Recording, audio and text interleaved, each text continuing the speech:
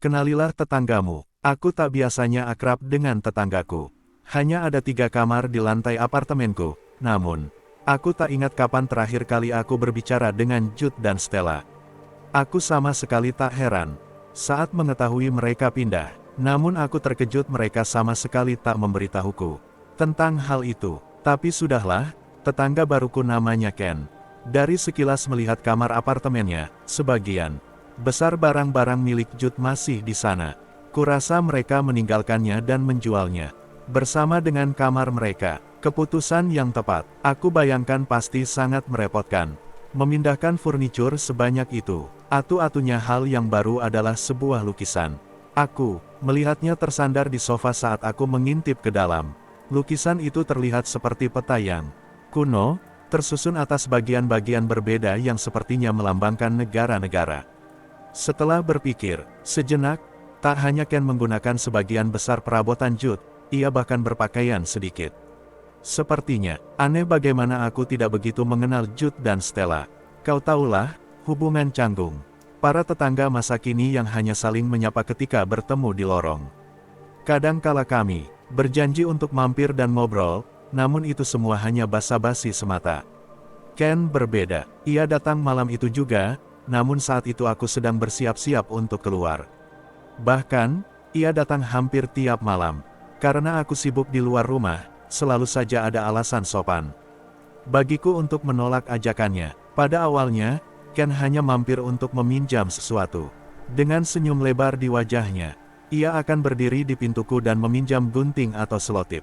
Ia bahkan meminjam peralatan dapurku. Dari bau masakannya sepertinya ia menggunakan kompor kecil yang biasa digunakan untuk camping. Mungkin perusahaan gas belum menyambungkan saluran gasnya. Aku kadang menawarkannya untuk menggunakan dapurku, namun ia selalu saja menolak. Enar-enar, pria yang sopan. Namun walaupun Ken terlihat baik dan ramah, aku harus mengatakan bahwa ia sedikit keras kepala. Sejak pertengahan minggu lalu, ia datang tiap malam sekali atau 2 kali, kadang bahkan sampai 3 kali. Ia juga mengundangku untuk duduk-duduk di apartemennya.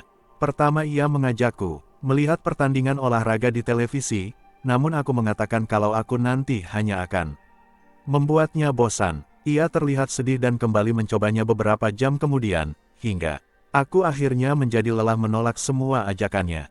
Akan tetapi, semua alasannya menjadi aneh dan lebih aneh. Ia mengundangku melihat film, namun aku pikir hal seperti itu terlalu intim untuk seorang kenalan. Kemudian ia mengajakku memasak bersama, namun saat itu aku sudah membeli makanan. Dan kalau boleh jujur, aku mulai merasa tak nyaman dengan semua ajakannya. Mungkin karena ia terlihat sangat kesepian dan mencari teman baru di kota. Namun, Ken terdengar seperti orang lokal.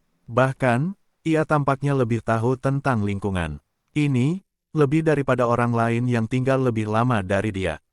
Aku harus membuat duplikat kunci. Dan ketika aku bertanya kepadanya, ia menggambarkan jalur menuju toko kunci dalam cara yang tak pernah kudengar sebelumnya. Tak seperti orang biasa, belok kiri di sana, belok kanan di sana. Ia menjelaskannya dengan menggambarkan orang-orang yang akan kutemui. Pergilah ke jalan itu, katanya, dan ketika kamu melihat wajah seorang kasir yang gemuk, beloklah ke kiri. Ia melanjutkan, ketika kamu melewati poster sebuah film dewasa yang membuat setiap laki-laki malu melihatnya, beloklah ke kanan. Tokonya adalah satu-satunya toko dengan 2 orang di belakang kasir, wanita yang sudah menikah dan pria muda yang terawa dengan enggan pada setiap leluconnya. Deskripsinya benar-benar membuatku takut. Namun kenyataannya, ketika aku berjalan sepanjang rute tersebut, kata-katanya masih terngiang di kepalaku, dan aku melihatnya benar-benar terjadi. Waktu di mana wajah seorang petugas kasir yang gemuk, ada sebuah gang sempit di antara 2 rumah jalan pintas yang tak pernah aku perhatikan sebelumnya. Aku bisa melihat bagaimana laki-laki melirik poster film itu, wajah mereka menjadi sedikit memerah ketimbang biasanya, dan pemuda itu juga tertawa mendengar lelucon sang wanita. Semua sama, seperti yang Ken katakan. Apakah manusia benar-benar mudah ditebak? Apakah orang-orang itu selalu melakukan hal tersebut? Apakah orang-orang yang berada di kasir itu selalu berdiri di tempat yang sama? Ken menjadi lebih keras kepala sejak saat itu, seakan ia sudah merasa bahwa ia mulai kehilangan kepercayaanku. Kemarin ia datang hingga 3 kali. Pertama, ia memintaku datang dan membantunya dengan sesuatu, namun aku sedang bersiap-siap mandi, kemudian aku melupakannya. Kemudian dia datang kembali, meminta apakah aku mau bermain Scrabble. Pertama aku mengira ia sedang bercanda, namun kali ini ia memiliki tatapan serius yang aneh. Aku hanya mengatakan bahwa aku sedang menunggu telepon yang penting. Ketiga kalinya adalah ketika aku sudah bersiap tidur. Entah bagaimana aku mendapatkan kesan bahwa ia berusaha masuk ke apartemenku. Ia masih ramah dan sopan, namun agak memaksa. Ia bahkan bertanya apakah ia bisa mengambil fotoku.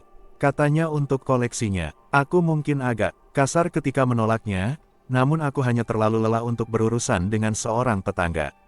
Yang aneh, terakhir kali ia datang adalah hari ini, hanya beberapa menit setelah aku sampai di rumah.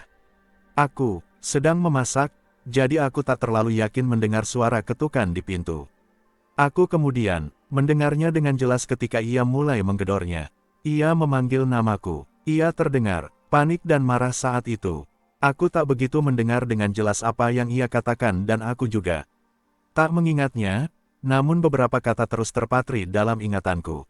Ayolah, kamu harus membantuku menyelesaikannya.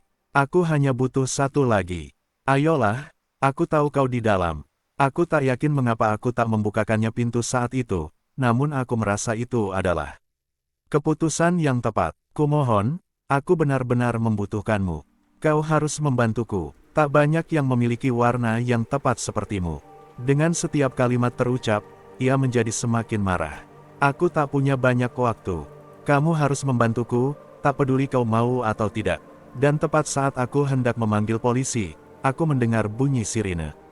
Aku langsung membeku. Di tempat begitu mendengar suara sirine itu makin keras dan menyadari bahwa mereka menuju ke apartemenku. Sementara itu pintuku bergetar karena seseorang di luar sana berusaha mendobraknya. Kemudian aku mendengar teriakan di luar pintu, bel pintu berdering terus-menerus. Selanjutnya aku mendengar teriakan dan suara mengutuk, tepat di depan pintuku. Aku bahkan mendengar polisi berteriak mengenai suatu tuduhan pembunuhan. Aku tak begitu mengerti apa yang mereka bicarakan, namun ia mulai berbicara tentang potongan-potongan.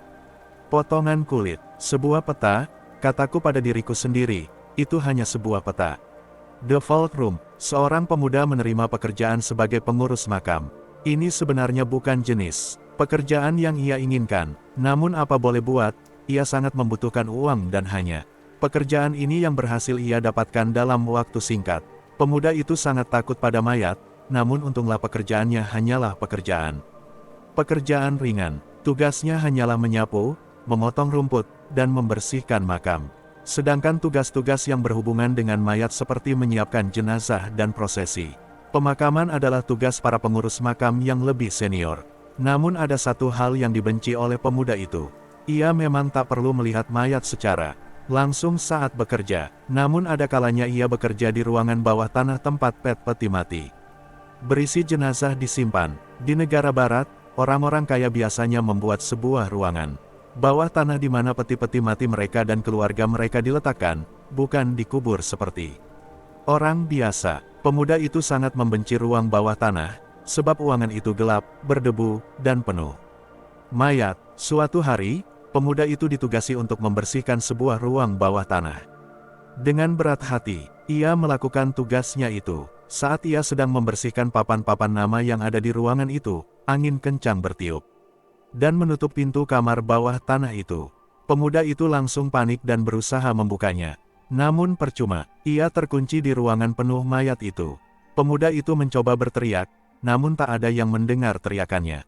Pemuda itu lalu mencoba menenangkan dirinya dan melihat sebuah jendela di atas ruangan. Cahaya matahari menembus jendela itu dengan enggan. Berarti ia bisa merangkak keluar lewat jendela itu. Masalahnya, jendela itu letaknya sangat tinggi. Ia tak mungkin dapat mencapainya. Ia melihat ke sekeliling ruangan. Yang ada di situ hanyalah peti-peti mati. Pemuda itu mendapatkan akal. Bila ia menumpuk peti-peti itu, ia dapat membuat semacam tangga yang dapat digunakannya untuk mencapai jendela itu. Ia lalu mencoba mengalahkan ketakutannya dan mulai memindahkan peti mati itu Di luar dugaannya, peti-peti itu ternyata ringan. Mungkin karena mayat di dalamnya sudah lama membusuk dan meninggalkan tulang belulang saja. Ia berhasil menumpuk beberapa peti mati dan mulai naik.